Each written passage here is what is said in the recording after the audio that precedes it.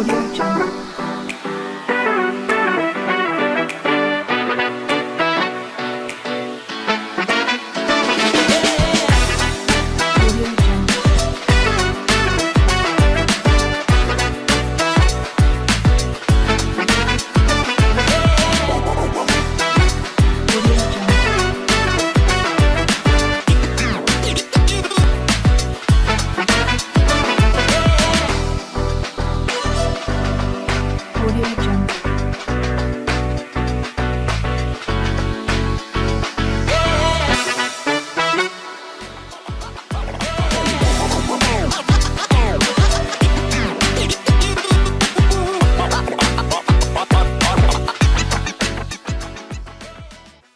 We were told the world works a certain way.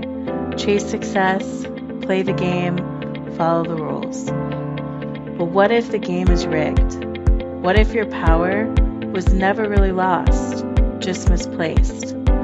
Soul Capitalist isn't just a book, it's a wake-up call, a roadmap for reclaiming your power and rewriting your story on your own terms. Because changing the world doesn't start with a movement. It starts with you. It starts with creating a world that reflects your highest self. Soul Capitalist is a guide back to your truth, a call to awaken your inner power and lead from the light within. Soul Capitalist, how to take back your power and change the world. Available now on Amazon and Barnes & Noble. From the creators of 40 Days of Past Lives and Karma and 40 Days of Self-Love comes the class you've been waiting for, an introduction to Step Astrology. That's right, I'm sharing some of my inside secrets on how to read a chart according to Step Astrology and help you interpret the stars, whether it's for yourself or for clients. Keep a lookout for us coming soon. Serious Joy Academy and Introduction to Step Astrology will go live in the Taurus season. Welcome to Astro Mingle, the spiritual podcast that mingles the talented light workers and innovative influencers of our time. Here at Astro Mingle, we're always fascinated with the interconnectedness of spirit, energy, and matter. And tonight's guest has become an accomplished master of how to unease of the soul can turn into the dis-ease of the body. Kira Sutherland is an accomplished Australian naturopath, a nutritionist, an herbalist, and medical astrologer. With 30 years of experience, she balances her time between her clinical practice, global lecturing, and writing. She's well known and loved for her vibrant, direct teaching style. And Kira combines her extensive clinical experience with her passion for medical astrology, creating a unique approach to mind-body medicine. Her work focuses on educating clients and students, ensuring they understand their health and their wellness. Kira can be found at astrologyofhealth.com. Please join me in sending waves of love and light and gratitude to my guest tonight, Step 17 Aries, Kira Sutherland. Yay! I am the studio audience. Hi. How are you? Good. I'm really well, thank you. And especially in this Virgo energy, it's so nice to have someone I can speak, that language to freely and not worry. Actually, just since I have an astrologer here, welcome. It's nice to have someone who understands, this side. And I want to tell you, I'm extremely compelled because I haven't learned how astrology breaks down to the body yet. It's one of those things I'm waiting to do. So I'm totally. But just from a geek astrology perspective, do you have a feeling of like what's happening this year? Have you looked at this year astrologically and maybe medically, and like if you could say what the universe's point is or one point? Have you picked one out? Yeah, I don't do a lot of looking that way. I kind of more play with month to month, what the energies are happening or daily basis, where the moon is at and what that kind of initiates. But that said, I had this conversation the other day with somebody and we were talking about the nodes, like the North Node and the South Node, and how there tends to be a global focus depending on where the nodes are as to certain areas of the body that are becoming more focused on. We were talking about this with literally like when the pandemic started, where the nodes were and how the ailments kind of concentrated in the body where those nodal signs were, and how as COVID progressed and as viruses change, how it became different body parts. So I was having that conversation the other day, because now we're up the nodes are in, you understand nodes. Aries, Libra, yeah. Aries, Totally. Libra. So now it's a lot of head-based stuff. Like when people are getting, whereas the previous kind of round of COVID was very much in the throat and tonsils. And then prior to that, when it went to Gemini, when it was in Gemini, or when it was in, it started when it was in Cancer, it was much more lung-based, which is those body rulership. So we've been kind of watching that. And the other thing happening, I think, at the moment is there's a huge look at globally at people being diagnosed with ADHD, ADD, with neurodiversity, and that's all how the brain is working. And with the North Node in Aries, Aries rules the whole head. To say they rule the brain, there's a joint rulership, but I love that it's very much about that Aries individual and how they're operating in society, and people are operating differently depending on their brain structure. That's really fascinating. So I was going to recall the North Node was in Cancer during COVID. And to me, Cancer is where we store grief from a spiritual perspective. And I thought it was compelling that, you know, here in our light work world, it's like, oh, pneumonia is grief, lungs is grief. You got grief in there. And I do feel like, I mean, being, you know, I do feel like whatever it was, it turned out to be an expunge of grief, you know, that we were carrying around, at least in this country. I can't speak for the world. So that's really interesting. And then it moved into Gemini. And then I guess that would be our nervous system freaking out, right? Yeah, nervous system and lungs, right? Cancer and Gemini share the rulership of the lungs. Fascinating. I didn't know that. So, yeah. I mean, we tend to think of the lungs more as Gemini. Gemini's lungs, nervous system, arms, hands. But because Cancer rules all kind of moist mucous membranes of the body, they also have a lung situation. And, you know, in the beginning of the pandemic, it was the lungs that were causing the most death. You know, people were having trouble breathing, lungs filling up. And then the next round was more upper respiratory rather than lower, and much more throat as it moved North Node in Taurus, I think you're referring to, Yeah. So it's been an interesting, I've just watched that flow. I tend to do very individual, because as a health practitioner, looking at somebody's chart and how everything now is influencing them, I don't tend to do as much global stuff. It's not my forte. Well, that's mundane astrology. It's called mundane astrology. I know you know that. What are you telling me? No, I'm kidding. It's not boring. Like, I always think mundane is a terrible word for it. But anyway, daily astrology. Yeah. Totally. Well, you know, interestingly, I find that even though if you're not looking at the whole world thing, you're seeing trends, right? You're like, oh my God, one case. So from that perspective, I mean, you said head injuries. You know, I can complement that with the North Node in Aries. Tons of accidents and broken bones. Tons of going too far. I broke my foot. My friend another friend, like everyone I know is breaking limbs in the North Node in Aries. So that was kind of interesting. In fact, we just had one of our hosts has just broke his foot. My whole family. I broke a rib, my husband broke his wrist, and my daughter broke her collarbone, all in 1 month this year. Interesting. So I've always had I broke my foot last October, and I don't remember what it was, but I had a sudden like flash, like my third eye showed me gimping as a soldier after a war. So I was like, I think this is a war injury that I probably was pissed off at, because I was always, you know, damn it, why'd that happen? Do you believe that a lot of injury is a remanifestation of a prior injury in a prior life? Is that something that crosses your desk? Look, it does cross my desk, and I definitely will agree with it for sure. I think there's things to be remembered and processed through.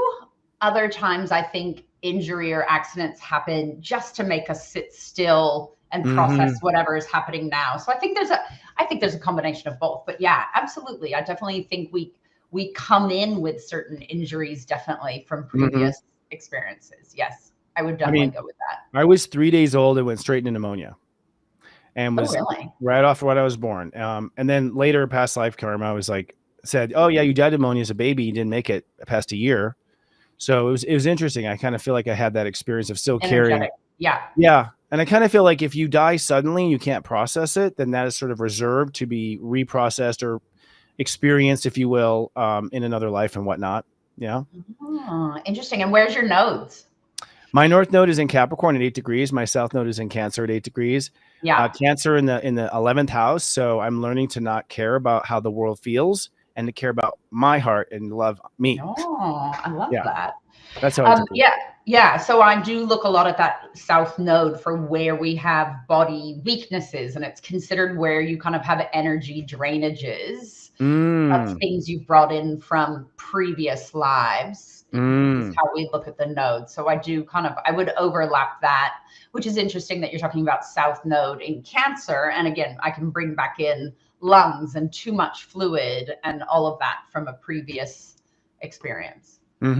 So was that house based? Did you add the house too, or just the sign? Both. So what would be what would be the third decan of the 11th, just to find out about me?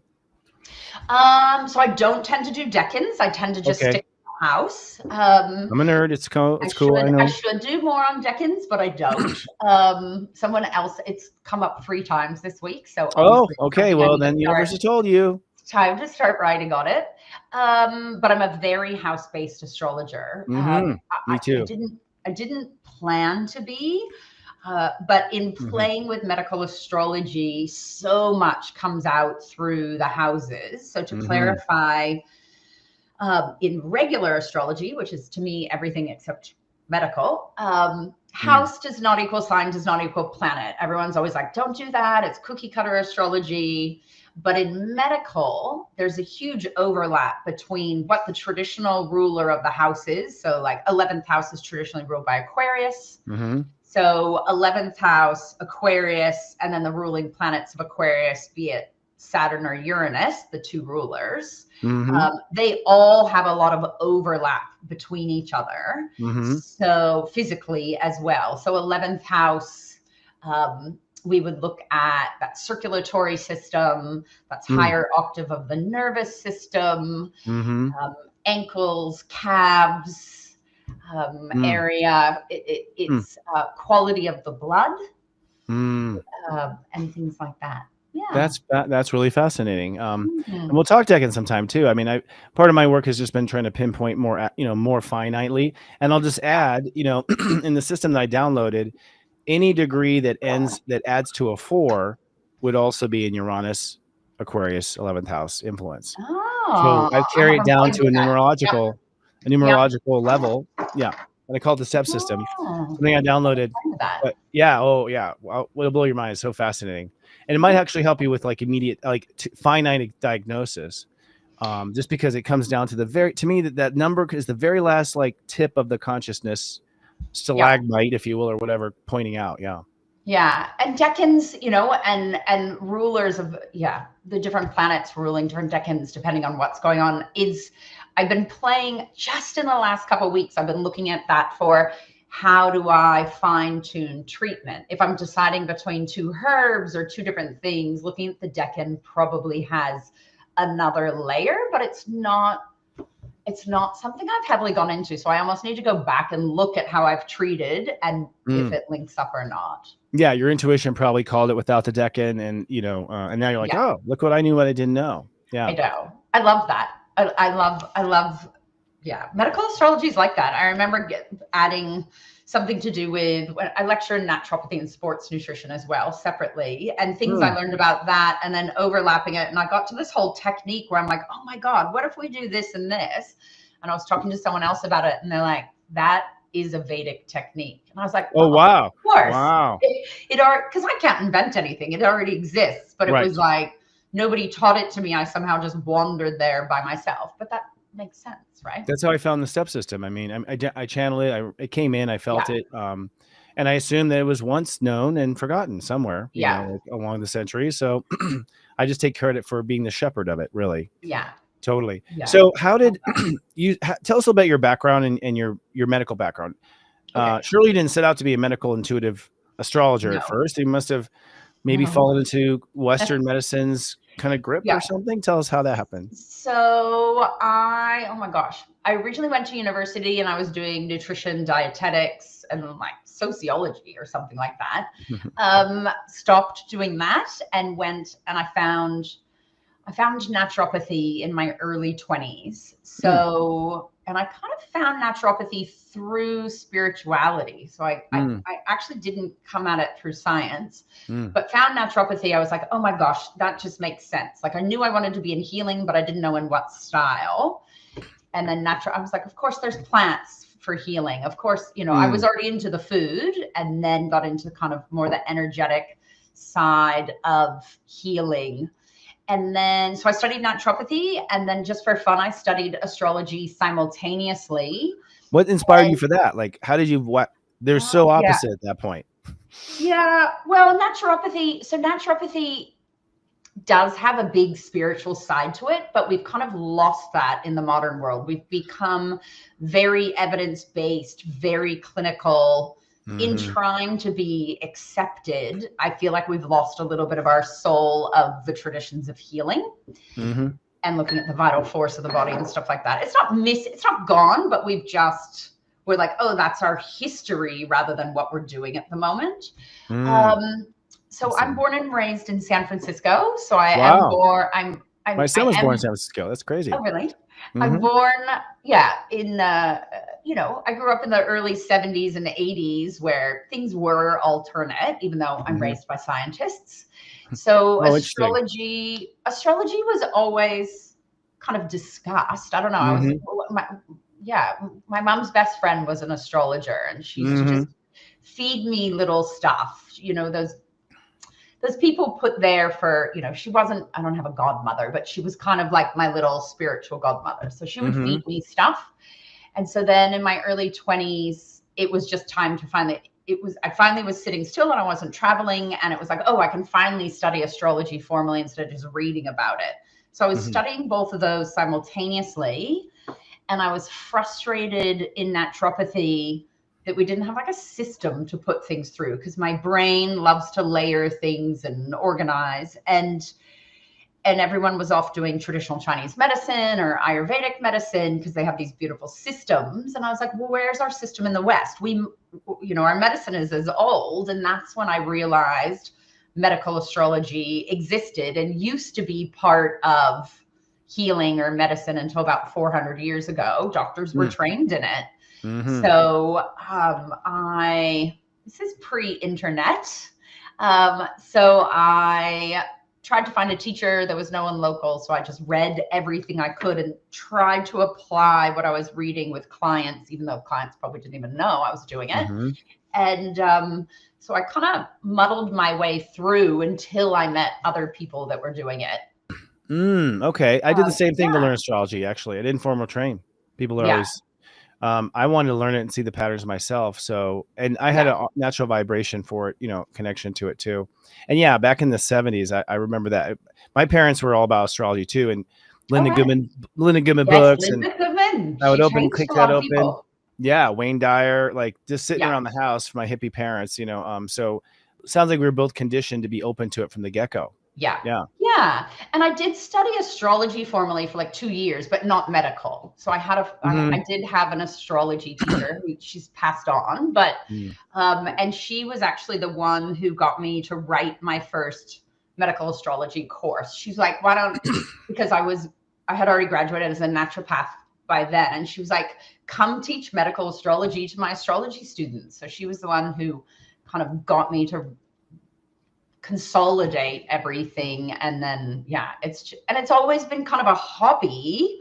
I was doing it with clients, but I'm a naturopath and a nutritionist, and that's already alternative enough. And I was kind of running this thing in the background for myself, and it's just slowly gotten bigger and bigger. And medical astrology at the moment is just having a crazy heyday in the last 5 or 6 years. It's just and I find even people, at least in Australia, people in the naturopathy nutrition world who have been a little bit not into the woo-woo of late because they were trying to be recognized as legitimate science. They're all, it's like the pendulum has kind of swung back, and they're a bit more into the alternative again, which I love because actually, it's funny. I mean, every time I have a reading, it's like they're a medical doctor. I'm like, okay, like we'll go there. I'm amazed, but I feel like COVID, for one, made people very Yes. suspicious for a lot of reasons.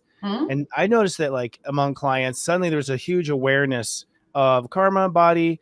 So we just became more caring under that particular Yes. situation and became more self-aware. But I've always kind of paid attention to certain little things, but I haven't ever put together, I haven't found the map, the kind of key thing. So, Yeah. we have a bunch of, people watching who do astrology. Can you tell us sort of, are there key planets? Like, where's the first place you look? Do you find that they come in with a pain and you go straight to the chart? Or are you looking at their astrology chart before they come in? A What's bit your of both. Yeah. Okay. Yeah. I You're do a having bit of both. guesses beforehand? So I'm not I don't like doing predictive medical because I think it's very dangerous. You're not going to come in and I'm going to be like, hey, you're going to have liver cancer when you're, 80 but people do that. I spend a few consults a year trying to convince people that an upcoming transit is not going to be some big bad diagnosis that somebody else has said to them, because I think there's a lot of ethics and a lot of, you have caution in, working with somebody's health, that you're also not planting seeds for them to create something, right? Planting placebos. I mean, the placebo effect tells you right there that so scary. our perception of our health is, I don't know what percentage of our health. It seems like a big percentage. Yeah. Right. So I get people to fill out a form, which has a little bit of family history, a little bit of their health history. Obviously, I want to know anything they're taking medication wise or supplement wise. I want to know what they're coming for. Sometimes they're just like, I just want a reading and I want to hear about my constitutional health. And I can't do that. I do that. But usually they have specific health things they want to work on, which is it's better for me because I look at the chart before they come and do a little assessment. And then I will pinpoint where I think those issues are coming from. And then we go from there and have that discussion about, I show them where it's come from probably, but also then I'm proactive, right? As a practitioner. So I'm like, here's the things to do to help work on this, or you need to support this planet via these foods or these herbs or these activities, or I will also look at more karmic isn't really the word I want to use, but like on an energetic spiritual level, what do you need to be working on to ease this situation? Because the way I use medical astrology is you got the physical, the emotional, the spiritual, the mental. And just because it's manifested physically doesn't mean the fix for it is going to come from the physical. It could be they need to work. We will talk about, emotionally what that issue is, or spiritually. I often send people assignments to work on their nodes just to try to realign the chart and their body. Or, other times people will come and they'll be like, I've never been well since then. And you go back and look at the transits and the story of what happened, or what they need to be learning from that ailment or that occurrence. So I'm very fluid with it. Whereas traditional medical astrology is very much, let's look at the moment, like a horary chart, which we call a decumbiture chart in medical. And you look at the moment someone got sick and you ask a question of, are they going to get better? Are they going to get worse? And I do that, but that was really popular back when people didn't have birth times and they didn't have their own charts. So that's all you had. If we go back to like Culpeper or Lily, they weren't working with people that knew their birth chart. So it was better to use decumbitures for how do I treat, what's going on. Whereas I use that as a side, and I'm much more about someone's constitution via their natal chart. Yeah, I wouldn't trust that particularly very sharply either, just because I got the sniffles on Monday, it grew into this. So where's the line of the birth of the sickness? At what point did my body succumb to? That's a hard birth time to still calculate when you're watching. Yeah. It's a difficult one. But I see that momentary, what's going on the moment something was created, is absolutely a quick read for sure. So do you have okay, I'm sorry. Oh, it's powerful to look at the decumbiture, but then I also look at the decumbiture like a transit chart to their chart. And yes, I use progressions. I'll look at I've started just in the last couple years, probably because it's more popular. Some of the old Hellenistic techniques people are starting to use as well. So I will look at like perfected years and what house that's triggering and things like that. I can't say I've overly seen it affect health yet, but I probably haven't been looking long enough. Mm-hmm. I see perfection, in my life's, issues for sure. Yeah. What's the difference between a natal and progression in the perspective of medical for you that you've witnessed? Yeah, natal is very constitutional, and then especially with like your progressed moon, I'm probably bigger at looking at that anything because that's moving the fastest or most quickly, whatever I'm supposed to say. It just adds another flavor, and often we talk about where your progressed moon is where you're using up a lot of nutrients. Oh, so fascinating. Progressed moon into Pisces. Pisces, if we're looking at the 12 tissue salts or mineral salts made by Schussler, they're homeopathic tissue salt. They divide down to the 12 astrological signs, and Pisces is iron phosphate. And so you do look at, do they need more iron in their diet? Do they need an iron supplement? And it's been amazing to watch when people progress moon into Pisces, how often they get just a little bit more anemic. So it's an added focus into that sign. Moon is about digestion and food. And so it just adds an extra emphasis. I wouldn't, and you look at progressions more for triggers of, when someone got sick or had an ailment, what was the story added with the progressions? It's not, I don't base everything off the progressions by any means though. I agree. It's just, it's another view. I personally see progression. Well, I personally see them as, in my experience, wherever I'm progressed, that's a part of me deep inside I'm not sharing with anybody. And that's where I'm currently privately working on stuff. And then it manifests it down it manifests in the natal, So it's very, in that sense. And so it matters, but it doesn't matter because it hasn't really materialized, literally, kind of thing.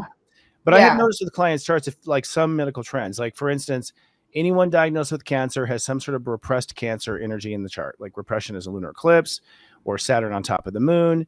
They're holding in their emotions. They're holding in. For a man, it's a prostate. For a woman, it's breasts. Like, and the man who's the tight ass, with all due respect, is holding in that emotion down there, and the women are holding close to their breasts. And they were born in that sort of position. I noticed. I've also noticed that transits of like huge illnesses and breakdowns. Like, if a Black Moon Lilith, I don't know if you work with her. I tend not to medically. I think she's much more that emotional, spiritual. I mean, I should. Well, there's a million things to look at. I know. We don't have much time. I know. Yeah. I mean, I've always joked, like, you can drop wax and get a reading in water. It's like, spirit is everywhere. I look a lot at, as far as like littler things like that, I look a lot at Chiron. Oh yeah. I mean, I was going to ask you a whole question about that. Yeah. I have spent the last year really researching a lot on Chiron medical astrology. I actually did my first lecture on Chiron and medical astrology at a conference this year. That was powerful. I'm not saying my lecture was powerful. It was a powerful process. I'm sure it was powerful. I'm sure it was. And I use Hygeia. Hygeia is asteroid number 10. And she is the daughter of Asclepius, who was the god of healing in ancient Greece. And so she and her father used to work in the temples to do, dream work. They would get people to fast and purify and then go to sleep in the temples, and the gods would talk to them in their dreams. But Hygeia is our word hygiene. Wow. And hygiene isn't hand washing. Hygiene is preventative health.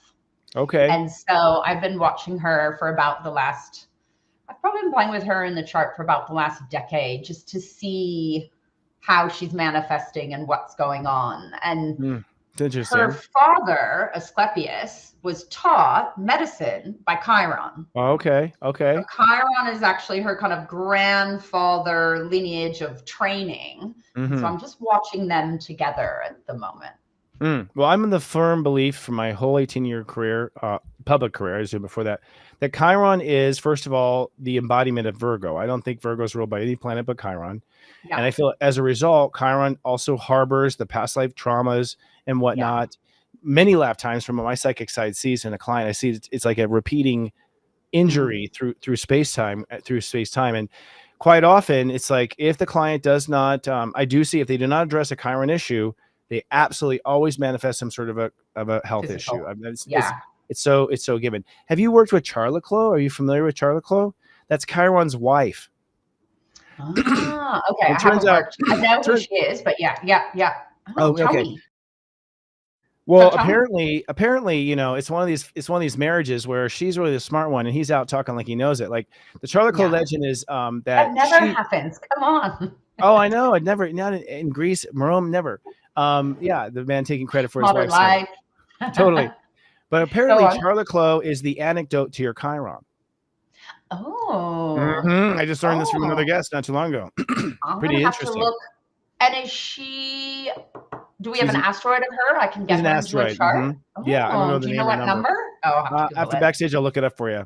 I can't remember on. Oh. Yeah, but I've been playing with Charlotte since we had this one guest who just was into the legend and the wife. And I'll be darned, so far in every client, at least from the conscious perspective, not the health perspective, you know, issues with your mind or whatever, she does have the solution she has, I think, would fit the Chiron dilemma. I really think that's true. And she's always close. She's always around Chiron. She's always hanging around her husband. So she's like always a sign before, a sign after, you know. She's like the Marie Curie to her husband, right? He She had all the is, fame precisely. originally, and then Yeah. Wow, that's fascinating. Yeah, I'm glad you're excited. I'll have to look at that because I have read a little bit on her, and I have read that they said she was also, knew a lot. But Greek mythology is a little bit patriarchal, sadly, as well. Yeah, totally. So it's very interesting. And Black Moon Lilith, I will say. Yeah, tell me. Well, client, first of all, I see it as it is some sort of a container of our pain. It's like it's our pain body. I think that Black Moon Lilith is our pain body. And so it's all stored in, you know, one spot and concentrated. And I think there's a story always behind the Black Moon Lilith. And I can always see the past life that caused it. It's usually one past life. It's not usually many. It's like one lingering horrible wound that, you know, it's like, why God, why me? Why? One of those kind of moments where lightning and they're all freaking out. And it's one of those things where, because it's so much pain, the client always avoids it, wherever she's pointing at, like the client avoids it. So it happens to be a spot you find, you know, you ever worry about this in your life? Like, well, I don't know. Is there a problem?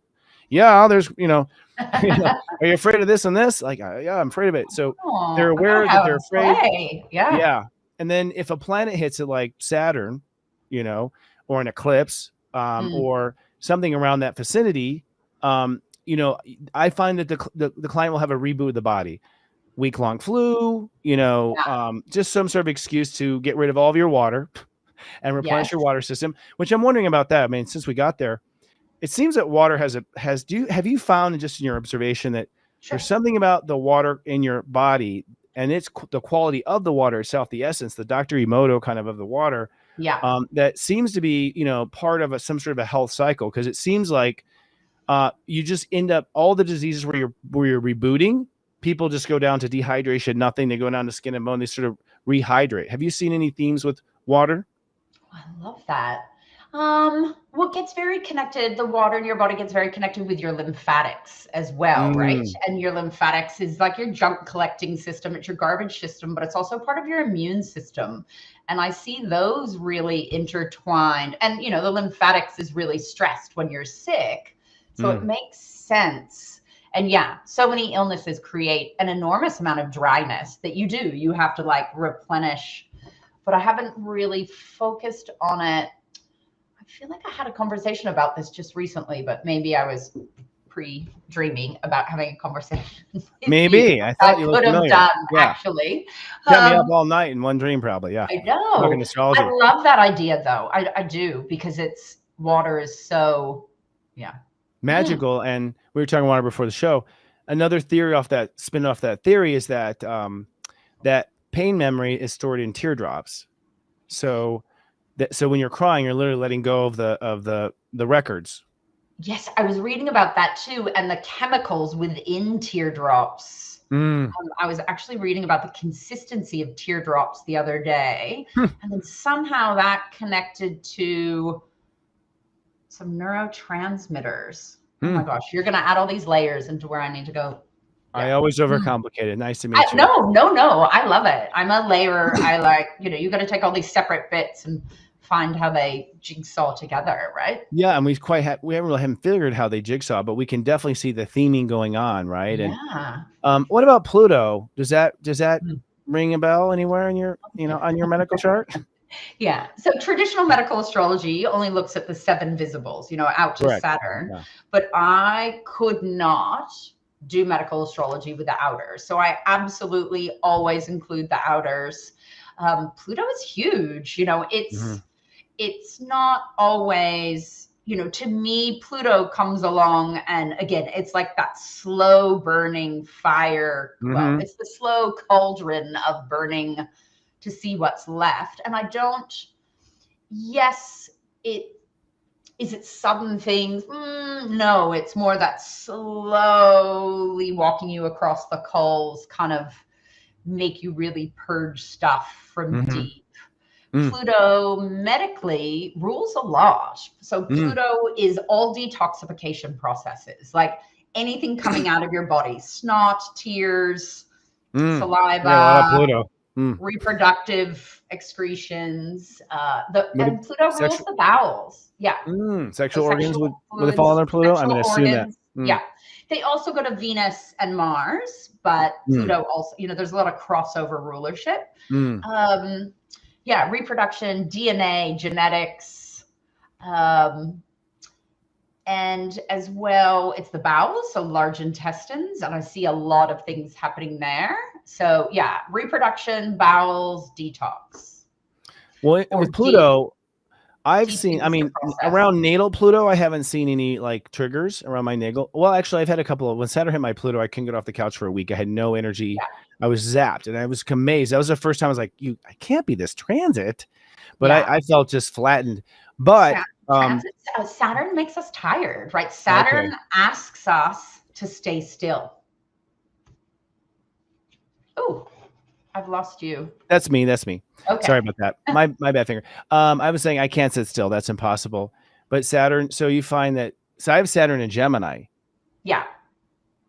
Okay. So when you say, what went through your mind? Well, that's a Saturn that doesn't want to sit, the Gemini energy doesn't want to sit still, but there's like, Gemini is the nervous system. So it's like Saturn is going to ask the nervous system at some point for recalibration to like sit still. Or I would be like, sit, but keep moving your hands. You're allowed to keep doing something with your hands while you sit. But Saturn as well is the original ruler of sleep. Like if you go back into traditional astrology, I know that. Because you say sleep and everyone's like, oh, that's the moon or it's Neptune. Well, Neptune is like dreams. Sleep. Yes, the moon is nighttime, but Saturn is the original ruler because sleep makes you sit still. And it's where your body cleanses and puts things into memories go into storage in a different part.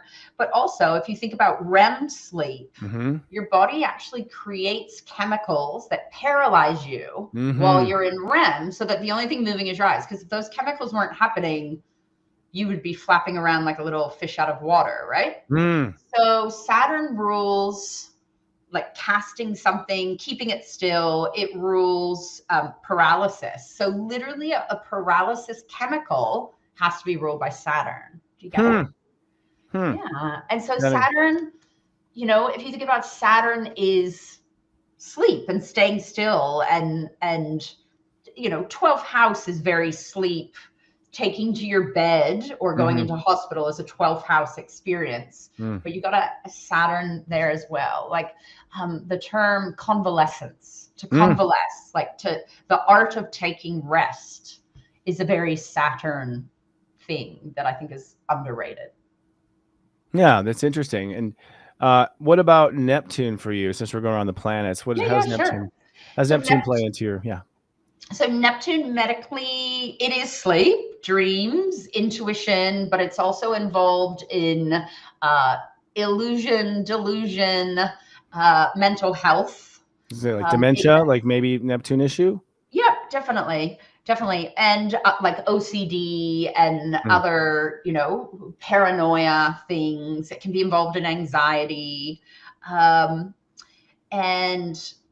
it's also Neptune really causes problems with hard to diagnose. Like if it's hitting, if you have Neptune on the Mysteries. Ascendant, Neptune in the 6th house is a classic person who's like, I hate the medical profession. No one can figure out what's going on. Neptune also rules drugs. Saturn used to rule drugs and poison, and it's kind of been taken over by Neptune because drugs deceive the body into thinking something different than what's really happening. Like if you think about painkillers, like opiates, which is definitely Neptune, is deceiving the body that you have no pain. Yeah. So Neptune also it's very involved in addiction. 100%.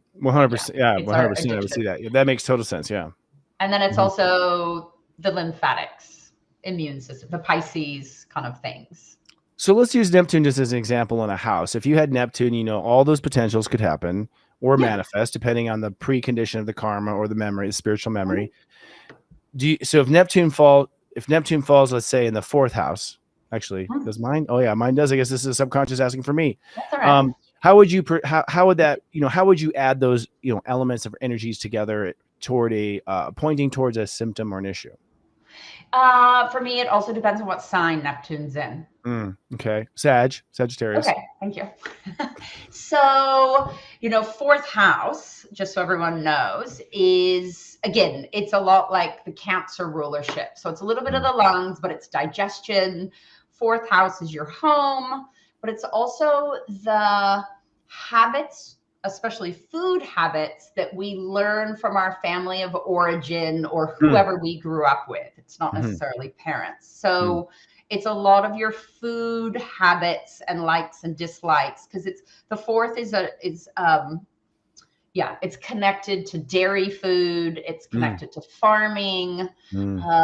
So it's kind of, what we learn to grow in some ways. So then you add in Neptune. So there can be addictions. There can be overdoing it. I would question. And then Sag is bum or bottom, your hips, your thighs, but it's locomotion. It's movement. It's the liver. And Sag also Neptune's the liver or Sag? I'm just curious. Sag is the liver. Oh yeah, they drink like fish. Go ahead. Sag and Jupiter, and they just don't want to be limited, right? Sagittarians, you know, they don't want boundaries. They'll kick those fences down. So to tell you not to do something or to eat less, they're like, that's not happening. No, it'll be my belief. I'm not. When Sagittarians show up and they're like, I want to go on a diet, I'm like, okay, we need to like gamification your diet, you know, not do it. So we put all of those together, and again, you look at, you know, what are all those representing for that specific person? Because it can be just one definition of everything I've gone through. But Neptune in the 4th, I would look at, I forgot to say this.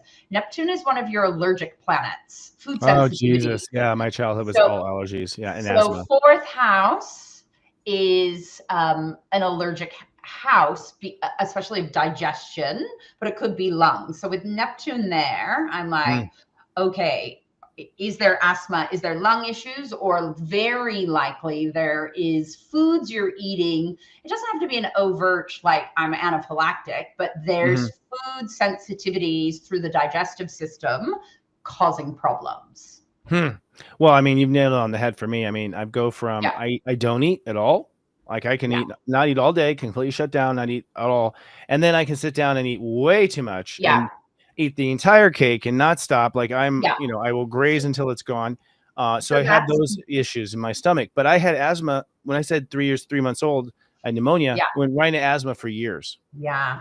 And I would question, because it's a 4th house rather than the 3rd. The 3rd is more lungs. 4th house is a little bit of lung, but it's more digestion. So if you came, and this is the beauty of what I love about medical astrology. Someone shows up and they're like, I have asthma.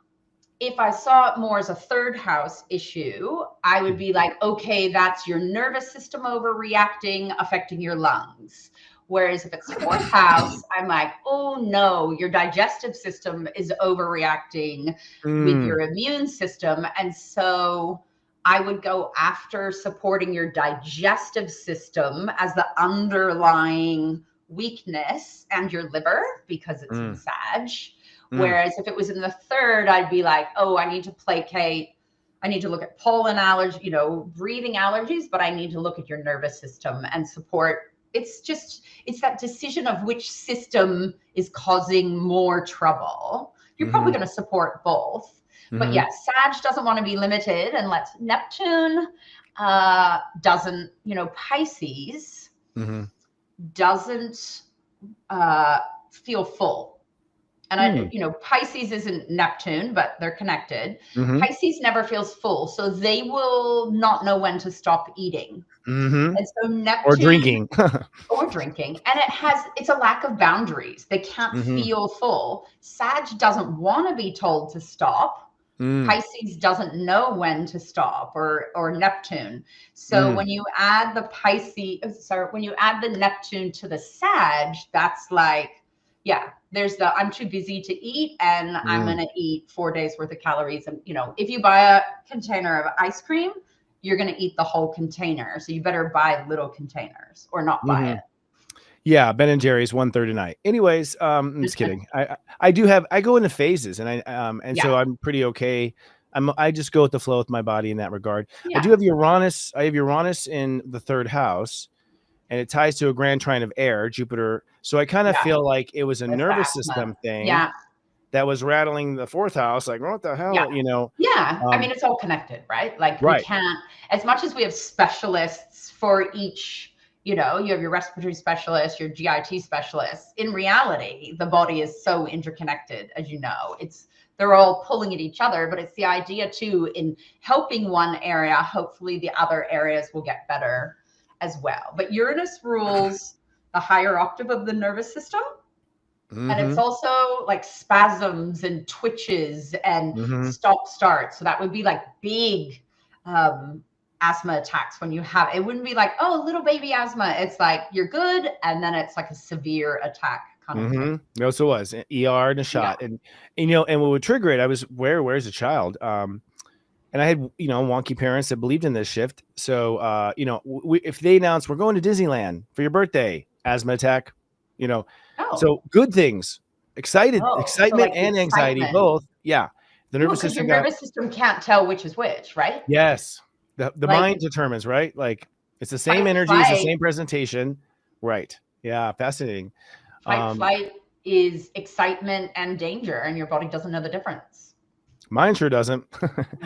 I had a medical intuitive on at one point, not to the extent of you, but also studying, you know, I think exclusively astrologically, if I'm not mistaken. Forgive me if I'm misquoting, but her approach was a lot of illness comes down to the ascendant. Okay, can you? What is your interpretation of that line? Sure. So absolutely. I mean, I really think with my 30 years, ailments can come from anywhere in the chart. But if you go back in medical astrology, what we traditionally believe, and I do agree with this, your ascendant is like the doorway into the chart, as everybody knows in regular astrology. The ascendant in the 1st house is what rules your physical body. So, you know, somebody might be, I can't remember, sun sign for you. Oh, my sun sign's Taurus, 18 degrees. Right. Leo rising, Leo moon in the 1st. Yeah, so, which is amazing. That's an amazing constitution, actually. I get a little bit jealous with those constitutions. Oh, thank you. Thank you. Do you hear that, folks?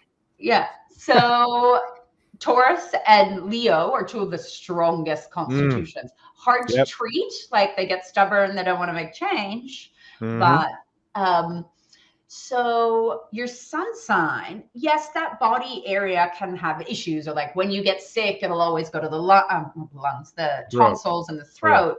But we also are very good at living our sun sign. That's not an area most of us have trouble with. And if we're living a planet, it shouldn't be overly causing us trouble. Whereas your rising sign is considered the weakest spot of the chart because it's the doorway, it's our physical body. So if you think, the way I describe it to clients is your, you know, in regular astrology, we say the ascendant is like the filter you put things through or the mask you wear. Medically, I see your rising sign as your battle shield. And so the world like if you were a Viking warrior or whatever, you know, it's the shield that's trying to protect you at all times from the environment and everything coming at you.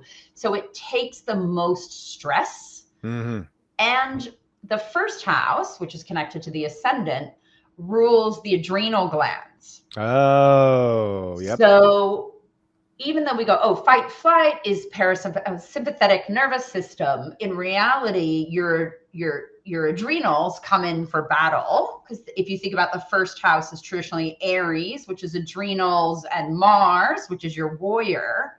So anytime we're under stress, all the energy kind of ricochets to that ascendant, and we approach the stress via our ascendant. So it's taking the most battle hits. Does that make sense? Yeah. And another point too, I heard, which I agreed with or made sense, was, resistance creates inflammation. Inflammation creates disease. The ego is what resists. The ego is the first house.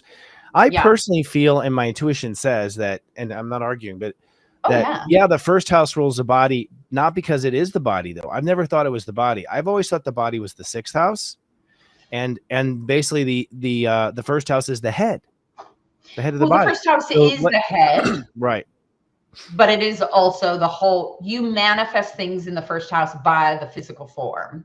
I the sixth concur. house has been traditionally the house of illness or disease, but it is also a very physical house. It's a traditional earth house being ruled by Virgo. And it's the house, to me, the sixth house is where you put in the hard work for your physical body. Because the sixth house is, service. It's service to others, but it's service to your physical body. It's ritual, it's routine, and health. The state of your health definitely comes from the sixth house. And it's also, if you think of the sixth house being ruled by Virgo is the small intestines. And the small intestines is literally where we take the food we eat.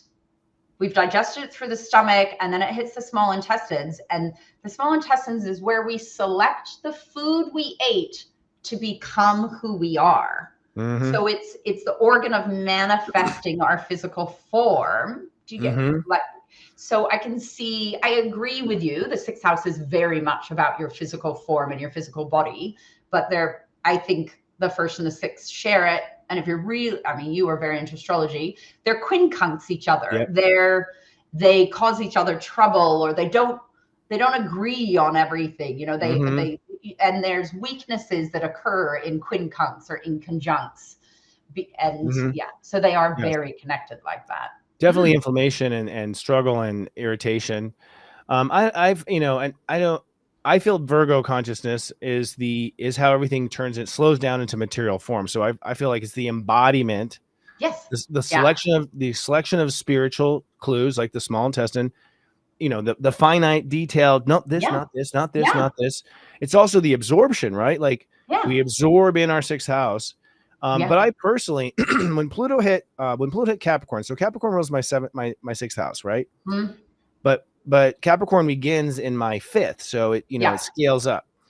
Pluto went into Capricorn. I remember the day Pluto went into Capricorn, and 2 days later I was hospitalized. 2 days later, complete breakdown. And I likened it. I was shocked. I was like, "Wow, it's not even the sixth house. That's crazy. It's just the ruler." But then I also thought, Capricorn is holding on like for all might. Like it will not let go. And so my interpretation of why I just snapped and went sick all of a sudden was I was holding on, and Pluto was like boop, and just like made it all kind of collapse. But I've had so much dis-ease in the sixth house. I have so much documented stuff from my own life where the sixth house is what's making me sick. The sixth house. Absolutely. And the sixth house the sixth house is the house of illness. So you do manifest a lot more illness via the sixth house. Okay. But the first house as the physical body is more like good and bad, not good and bad. There's no good and bad, but the first house does have a lot of physicality and embodiment to it. It's different to the sixth. The sixth is, well, it's almost like six is organs and Aries is like your how you present on the outside or your beauty. Yeah, it is. Well, it is. It's what people see first. It's your Aries creates not Aries. The first house and the ascendant create your constitutional strengths and weaknesses. The sixth house is kind of how you actually end up with your illnesses or experience It just depends. It depends what's transiting there. But yeah, things definitely manifest like via transits through the sixth are often manifested physically if you're not using those planets for work or service to others. Or, you know, before transit, I'm always saying to people, go play with the planet, go acknowledge it, go do things for it so that it doesn't feel, I always talk about like planets that cause trouble are like little naughty kids in the back of the class who haven't been paid attention to, right? Oh, So okay. Neglect. if you go acknowledge that planet during the transit or a part of your chart that you're uncomfortable with, you know, I always think of the chart like an orchestra, right? Yeah. And everybody wants their solo. So if you don't give each planet their little solo and time to be heard, they arc up and ask to be heard. That's a very interesting perspective. I do think that if you don't give it attention, it starts to atrophy, starts to pull away, you know, especially the heart and other thing. I mean, the heart chakra I'm speaking of, you know, which is, you know, really interesting. What about, you know, they say disease, like we have, I don't know, billions of germs in me right now, billions of like, in fact, I heard a statistic that we're more germs than we are flesh goo. Like as far as the statistic, we have more parasites in us than we have our own body and organs. That's the number of it. So this idea of getting sick, you know, it's like, it seems like it's a surrender to an invasion, to an existing population of, you know, bacteria.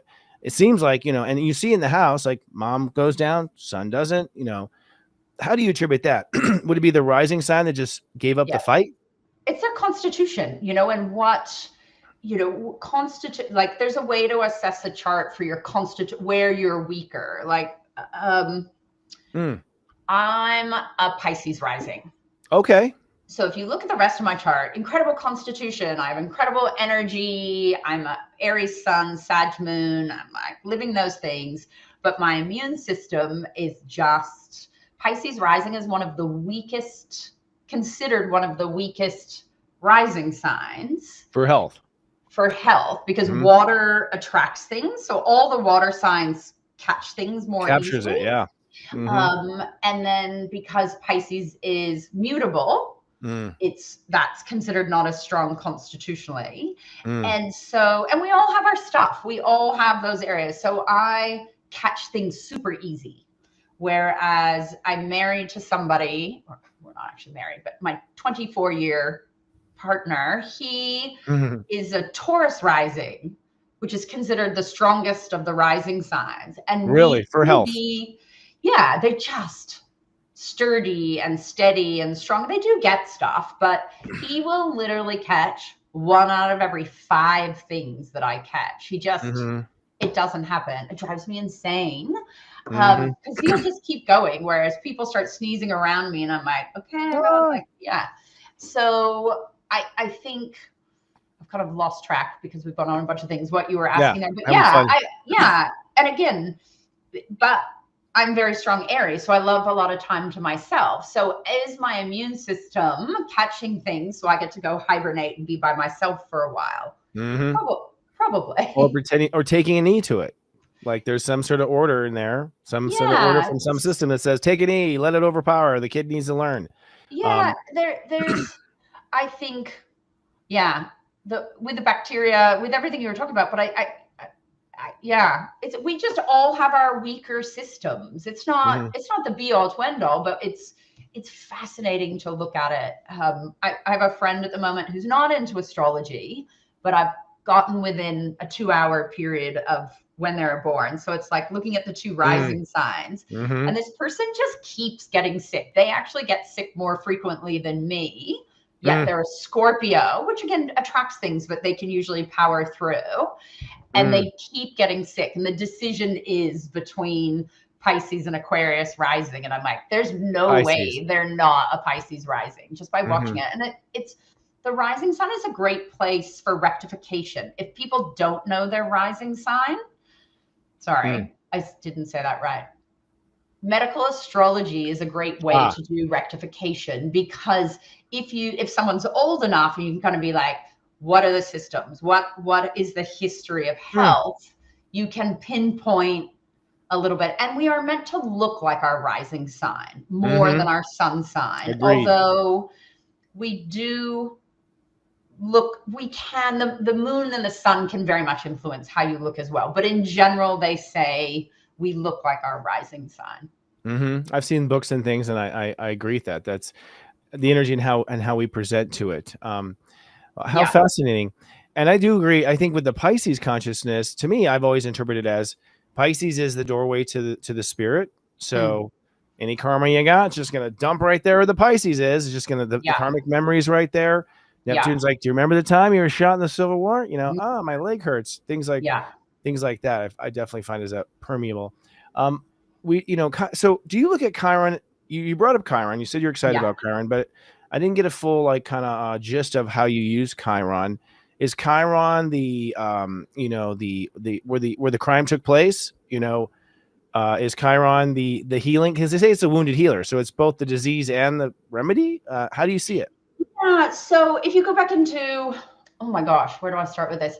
Chiron. People often talk about, Chiron is that wounding from childhood, and then other people go back into that. Chiron is that wound you came in with from previous lives, and I do think it goes, I don't want to say it goes to childhood or it goes to previous lives. I think it goes to both, because sometimes you meet people and it's not really a wounding from your childhood, but it's a wound you've brought in with to work on in this lifetime, be it from a past life or from what you experienced earlier. But it's also, if we go into the myth of Chiron, Chiron was this great healer, but he couldn't fix his wound, right? He was wounded by an arrow that would have killed the mortal, but he's immortal, and no matter what he did, he couldn't heal it. So Chiron, it's interesting to look at that mythology, because Chiron had to surrender to the fact that he couldn't heal his own wound, and he was in excruciating pain. And he ended up, the story of Chiron is he ends up making a deal with Zeus to become mortal and die, and he trades places with Prometheus, who was stuck on the stone, having his liver eaten out. So there's this surrender of his immortality to then he becomes a constellation. So there's a thing around Chiron too, is as we go, wounded healer, it's where you have this great healing, but it's a healing that's never, there's a surrender to it. And I think we don't talk about that enough. Of whatever that wound is, there's got to be an acceptance to it, whether it's a physical wound or emotional, spiritual, but it is an area, as we work on it, becomes this great gift. Like, it is an area we can use to help others. Oh, I mean, it's my secret spot in the chart. I went through my Chiron return, I mean, and I was healed of my core issues that I've had my entire life. It was hell. And to me, the surrender. So I believe Chiron is Virgo, and I believe Neptune is Pisces. So to me, the surrender aspect of Chiron is saying you got to surrender to Pisces and let go of reality for a minute, and then hold on again. Like, it's almost like you let go and hold on again, because it seems like Virgo is sort of a grip, almost like terrified holding onto a pole, terrified holding onto your money. And you don't until you surrender. I love that. They and Virgo and the 6th house rule acute health ailments. And if you don't deal with those, you end up in the chronic health ailments, hospitals, beds of the 12th. Like, if you're not dealing with the 6th, you end up in the 12th. So there's this, like, the Pisces Virgo axis is I don't think it's talked about enough, especially the whole health. book. Yeah. Right? Because we now know your intestines are what hold your immune system. Right. Yeah, we figured that out thousands of years ago, right? Or the intestines is where we make a lot of our neurotransmitters. We make a lot of our emotions. Yes. There's so many crazy connections, but I love what you're saying about Chiron. And Chiron transits, they hurt, right? I'm 55, so I did Chiron return a little bit ago, and Chiron often manifests, big transits do manifest physically. I have friends in wheelchairs who had accidents, and Chiron was very active. Chronic fatigue or post-virally, that's a common one. If you look at females or assigned female at birth, they often perimenopause is a Chiron return Yeah, right. experience, right? Because Chiron return happens around 50. Now, perimenopause could be for 10 years, and men go through menopause or, androgen changes. But for females, there's that complete pulling apart of their, physical body. Yeah, Chiron's, I love Chiron. Chiron, Chiron return was, if I reflect on myself, Chiron return was big, but it's interesting. I've just had Chiron crossing all my personal planets. How's that? I have a lovely little stellium in Aries in the first. And I was doing, you don't notice these things till after the fact. Of course, I was writing a Chiron lecture while Chiron was trumping across Mercury, the Sun, and Venus. And yeah. What happened? What's your experience without sharing anything private? Yeah, no, I'm happy to share it because I think so I know it's the trend of the moment, but it's very interesting. So I went and I got diagnosed with ADHD, which I've kind of known my whole life anyway. But it's interesting because it's first house, which is the brain. So this is happening in Aries in the first house for me. It's my brain. It's how I think.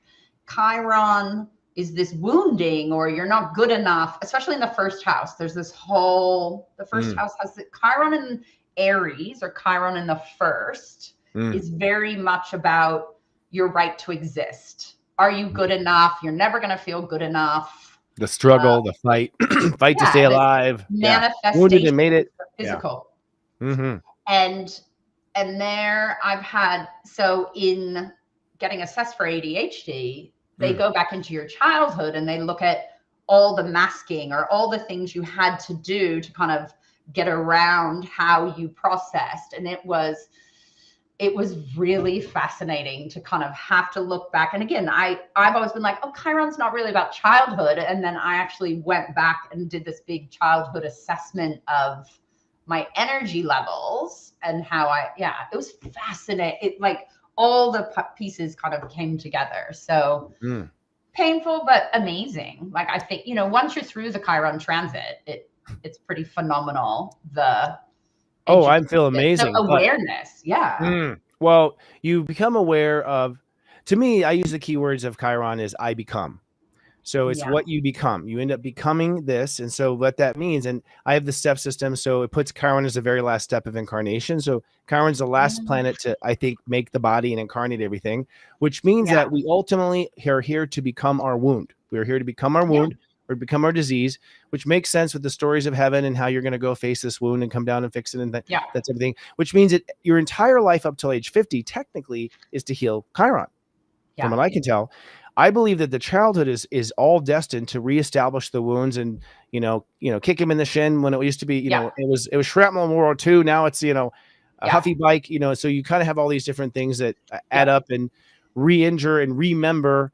And it's not even really the injury to me. The lesson is, how do you respond to the insult? So again, reflecting back for myself, my big, I have Venus in Aries, which is in its detriment. It's retrograde. And it's also retrograde. Woo. We're into astrology. She's like, I'm not doing that whole female thing. No.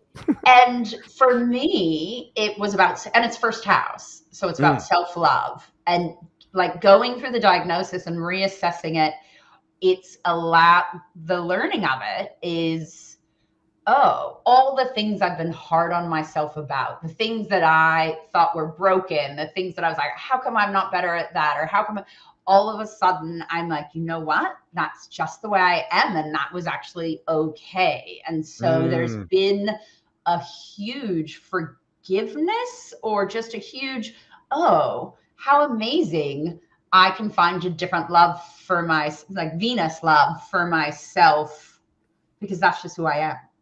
Does that make sense? It was mind blowing to realize that was the Chiron transit over that. All these things that I thought were broken are not broken. That's what I found in my Chiron return. Yeah. What I found was, because I was down for 10 months. We were off the air. Everyone was traumatized who watched the show because they're like, where is he? I was hiding. It was a neurological thing that was caused by a medicine. So it, Oh, yeah. yeah, we can What talk backstage happened? about what it was. But I also, as I went down, I was like, oh, Uranus was on my sun for 97 straight days, a 97 straight day conjunction. So I was like, like, everything was amped up. It's your whole But nervous system. Yeah. Yeah. everything was done. I could not stop walking around the table. I mean, I was cuckoo for Cocoa Puffs, and Yeah. I knew it was caused by a medical thing. But also the astrologer in me is like, isn't this interesting? It's my Chiron return, and Uranus is on my sun. Like I knew the energy, and I for a long time I was like, which is it? Is it energetic? Is it physical? I couldn't quite figure it out. But when it was all over and done, I realized, oh, all these things I've worried about my whole life, it's all in my head. It doesn't exist. Doesn't exist. It was just worried about it. And a lot of worry is Chiron. A lot of people, what they're worrying about is Chiron. You'll find that, oh, you're worrying about that. You'll find that they're building around it. They're avoiding it. That they know it's toxic. So it's Chiron is fascinating for sure. What degree is your Chiron, if you don't mind? Oh, no problem. 18 degrees Aries in the ninth house. Yeah. Yeah. Yeah. So 18 adds to a 9, which is an Aries number. So to me, that's a purebred Chiron, which means I would look at, I know what the wound is. I have like 3 or 4 of the wounds. Mostly it's being killed or shot as a soldier in the military. Pushing till I died, literally pushing till I died, trying to get back to my wife. Yeah. Chiron and Aries, welcome. Yeah. Same, last time, Chiron and Aries in our generation, then before World War II. Chiron and Aries was actually right before Hitler took off on everything else. It was sort of healing everyone's ego. And then there's all this war right after the ego. Because I think for everyone on a global scale, Chiron and Aries is sort of healing our battle wounds from past lives. I'm convinced that it's healing our dictators. With Donald Trump, and just, I'm not trying to say a bad word, but that's okay. People are like, and I think to myself, Chiron's in Aries. So aren't we psychologically healing from every dictator, every overstepper, every totalitarian with Chiron and Aries? Aren't we all healing those spiritual wounds where something went too far, physically or whatever? Are we projecting those demons onto figures that appear to or relate to or remind us of that? So it's been interesting. Did you have any, now I'm nerding out. Did you have anything happen around the solar eclipse at 19 degrees in Aries in April? Didn't you have any being a fellow Chiron and Aries, fellow soldier, fallen soldier? So my Venus is 19 Aries. Oh, geez. What was that like? Well, this was this whole diagnosis. This was the whole. What happened on the eclipse? Oh my gosh! Wow. So I'm revealing a bit of my chart here. I'm a 17-degree Sun in Aries. So I'm 15 Mercury, 17 Sun, 19 Venus. So that eclipse was all of that. It was that diagnosis. There was some downtime. I got.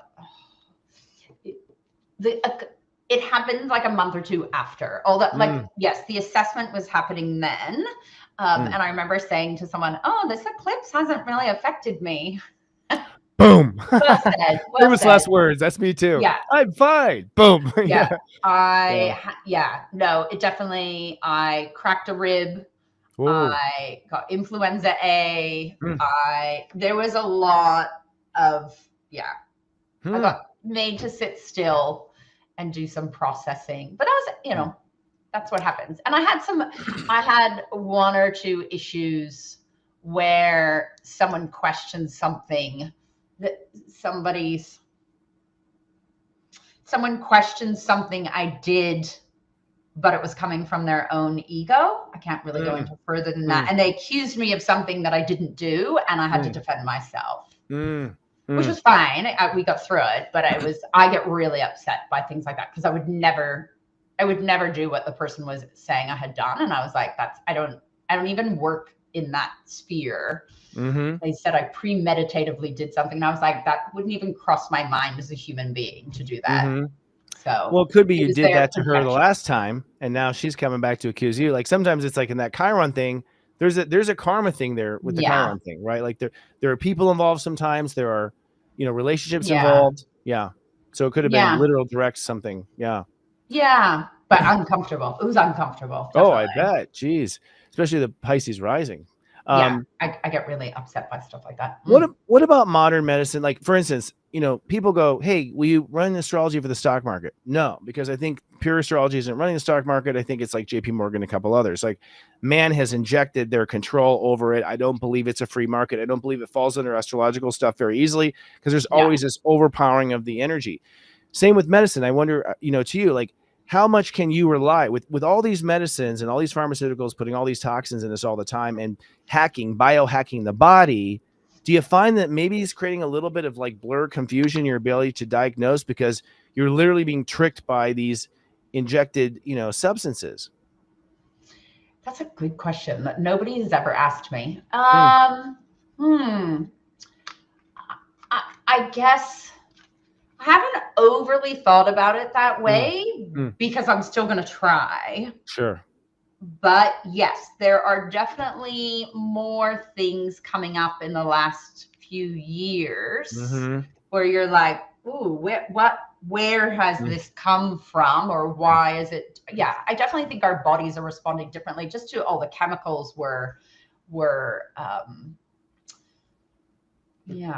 being dumped in from question. I'm still always going to try. So I guess my brain hasn't gone there. But yes, we are responding differently than our natural constitution. Definitely. I definitely know people who have had ailments where I'm like, that's not in your blueprint. That's probably a manifestation of things you've come into contact with. That's tricking your signals. If nothing else, it's biohacking the body. All medicine biohacks the body, and like, we tricked you. It's actually this. Yeah. So to me, it's like, if anything, the feedback from the body to the soul or whatever might be mixed wires, or like, just miscommunication, getting kind of an energy in that, hand in that communication. And I think with Pluto coming into Aquarius. Oh, I was going to ask you about this. Amen. Okay. Oh, what do you think about this? 15 years of Capricorn. So was it all broken knees? One broken knee after another. Yeah. I'm really interested to see, the last 15 years has been very practical. Show me the research. Even I talked about this in the very beginning, even natural medicine, which had a very big spiritual kind of energetic basis. When I went through studying, we were taught the chakras, we were taught color therapy, we were taught all the science as well, but it was a lot more alternative. And we've kind of tried to, as naturopathy worldwide, we've kind of been like, we want to be accepted. This is, here's our facts, here's our evidence-based complementary medicine is a huge thing these days. And it's like, that's great. But there's so many things that can never be evidence-based. And now that we're moving with Pluto into Aquarius. You think it'll be energetic? I think there's going to be a lot more, I hope this as well, global awareness or acceptance of a lot more alternative. I mean, we got 15 more years and then we got it in Pisces. And I just think it's really interesting. Because I know for me, I lecture in both kind of evidence-based complementary medicine and I lecture in medical astrology, and I keep them very separate. Just in the last year or two, as we're finishing Capricorn, people are asking, groups that would never have asked me to do. We jokingly in Australia use the term woo-woo. I'm like, do you want a woo-woo lecture or you want a science lecture? And they're like, we want woo-woo now. And I'm like, wow. So I'm a little excited for that. That I think, modern medicine can stay modern medicine and do it. It's amazing. I'd be dead a few times over it wasn't for modern medicine. But I think we're going to weave in. Yeah, like there's almost the spider web of everything going on and connecting underneath is going to be, I think we're going to allow that. Oh, it's already, I just said, sorry. We're seeing the same evidence. I'm not incredibly, I'm not a medical intuitive per se. I'm not trained for that, but when I talk about stuff, I see things visually sometimes, and all I see is this big, beautiful golden spider web underneath it all. And I'm like, oh, how's that going to connect? That's Could be the fascia. Could be the fascia you're seeing, because then there's a lot of interesting research with the fascia being another nervous system that's storing other things. I personally feel and see psychically. First of all, the younger generation, they don't trust anything. Aspirin. They don't trust anything that. I mean, I'm hasty generalizing, but they've already opted out of this existing system. It's gonna, I think, retire.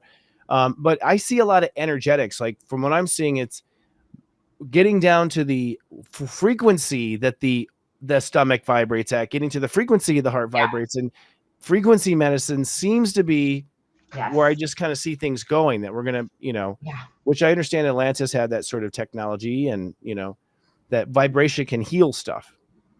Yes. I've seen more on music at the moment to do with, different octaves, notes. We've got that whole vagal nerve coming in, and that's all, toning the vagal nerve is all about vibration, isn't it? Right? Humming, gargling, singing. I'm really excited for, Aquarius in medical astrology is biorhythms, meridians. It's the mitochondria. Mitochondria is big.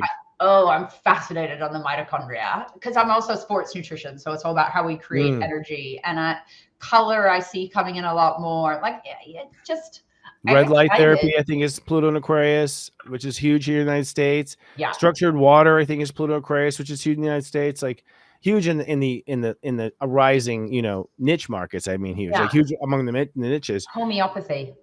Yes. I think it's going to have I hadn't thought about that till now, but I think, flower essences, homeopathy, the more gentle but vibrational. I'm excited for that. There's a lot to be excited about. And I'd love to keep talking to you, but we've already gone over 20 minutes. This is super easy to sit and chat with you. And I'd love to have you back at some point, and we can talk about the next major wave plague or whatever. Absolutely. Yeah. Hopefully no more plagues for a while. Absolutely. And you're offering us some sort of a free chart. Can you tell us about it? We do have it's a naturopathic medical astrology chart. What is that? I want one. I will send it to you. I can actually show you. It's a beautiful little table. It's all about color.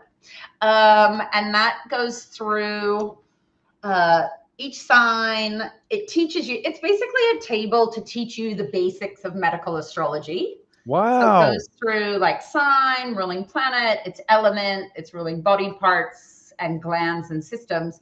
And then the second half is more about minerals that it rules, or vitamins that are really good for that sign, flower essences and foods. Be that, you don't have to go and take everything on that. It's just suggestions. It's educational. It's not prescriptive, but it's actually the table I originally created to teach myself medical astrology, and then I turned it into it's like a cheat sheet learning tool. So the link is to download it off my website, and then if you're like me, you then print it in color and laminate it.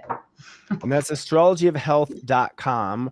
Do you do individual sessions as well? Like remote empath? I do individual sessions, but there's a really, really large wait list at the moment. Same. It's gone a bit out of control. So I have a lot of education on my website, which is a much quicker way to learn the same things, probably longer term, because I'm on a hiatus for a few months because I'm just finishing writing my first book. Oh, congratulations. You and I are in a lot of parallels, actually. Yeah. I have a line too, and I'm writing my book now too, because you realize that one-to-many relationship, right? Like there's only so much of my time. So at some point we've got to scale up and help as many people as we can possibly help. Yeah. And I got to that point earlier this year too, where instead of seeing clients, because I was going to have to pause and there's this big wait list, that I was like, I'm going to teach a bunch of levels of medical astrology. So do that instead of coming to see me. And it's a lot more useful long-term than just one reading. But yes, I do health readings for people. Yeah, that's great. Well, okay. Yeah, there's 2 books halfway done. So we hopefully by Christmas, the first one's done. Well, congratulations on that. Please come when it's ready to release. We'll come promote it. I beg your pardon? What's your book on? My book is on the what I call the United States of Awareness. And it's basically the step astrology system that I downloaded. But the step astrology system is inherently a human operating system. What I've sort of downloaded is sort of the the pattern in which that your states of awareness fire, how they connect to each other. And so most of my clients and the issues that I find, they skip steps. There's a step, there's a procedure in which you manifest or you incarnate, I believe, called the architecture of incarnation. There's an architecture into which we become form, and there are steps involved. That's what I discovered. And it's arranging the planets in a certain order. And so it's just getting it out there because I love that. We don't have a structure for how we operate. We don't come with a book. We don't come with, and science hell doesn't know, and nothing I've been taught knows. How do you manage all this, right? What states of awareness do you pay attention to? Are emotions or heart more important? What's most important, right? So it's like a step-by-step manual to kind of step-by-step guide to sort of tune your soul and be able to, to move through it, kind of thing. And teaching the step astrology system, it's a whole nother side of it too, which I'll give you a peekaboo about that backstage. Yeah, that would be awesome. Yay, we're geeking out. Oh, Yay. I'm excited. Yes, I will let you know. I will send you a book when it's done for sure. Okay, great. I'll sign one and send for you too. Let's do it. And we'll find each other at book signing. Hi, how's it going? That'd be great. We seem to have the same Chiron and Aries parallel. I mean, I see Chiron and Aries people are really healing and overcoming their ailments. They're afraid, their fear to act. and that's Gen X. Yes. And we were allegedly the generation that was worthless and we're not going to do anything. And it's like, actually, we were actually just, what's the word? Handicapped to move with Chiron and Aries. We were afraid to move, but we're moving now, folks. So watch out. I actually think I love Gen X being just that. We just are subtle about it and we're doing it without trying to draw a lot of attention to it. And now we're kind of in that, we're covert in how we do it. And now it's not covert. We would people did underrate it. What's ever going to become? What are you guys going to do? You're not doing it. And then now we're like, oh no, I was just busy doing. Here it is now. I was busy finding all the answers while you were complaining. No, I'm kidding. But we were all researching and figuring it out and doing it ourselves. X always has another spot. So I feel like we're going to be, it's our world next, right? We're the next up. I'm so excited. For the Pluto Virgo generation, Yeah. So, yeah. I'm all right. excited. Well, y'all, you can find her at astrologyofhealth.com. It's such a pleasure to have you. Please stay backstage so we can gab a little bit. Kira Sutherland, everyone. Yay. Thank you so much. It's so nice to have you here. And a great conversation. Thank you. Are you a practitioner looking to move your life's work into the spotlight? Do you have that special magic that makes you stand out? Serious Joy is now auditioning for its new Practitioner of the Week segment on Namaste Today. Sensei Christopher is looking to highlight qualified lightworkers with a promo short dedicated to raising awareness about your gifts. Interested? Contact Jenny at intuitive.com to apply for an audition and get ready to shake what your spirit gave you.